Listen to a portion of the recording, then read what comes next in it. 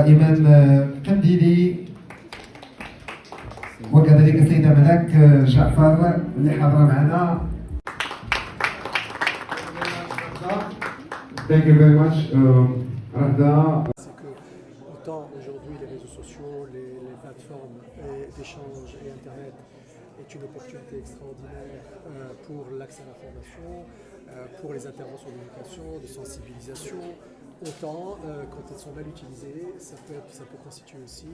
malheureusement une menace pour les jeunes et notamment les jeunes qui abusent.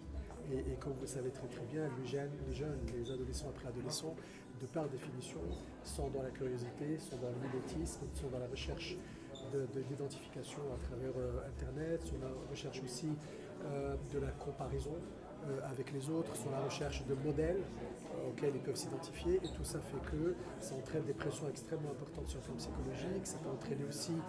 des phénomènes malheureusement d'angoisse extrêmement importantes, ça peut aller même jusqu'au-delà puisque ça peut entraîner aussi des problématiques d'addiction aux écrans, c'est-à-dire passer beaucoup de temps,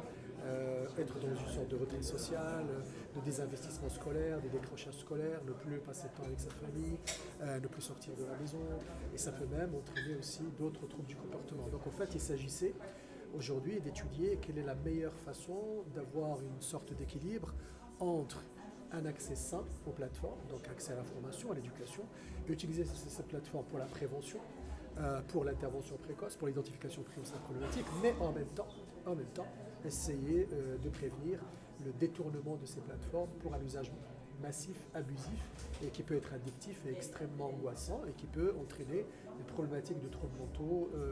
relativement sérieuses. Et donc on a discuté un petit peu de la responsabilité des uns et des autres, la responsabilité des experts, la responsabilité des intervenants, la responsabilité des faiseurs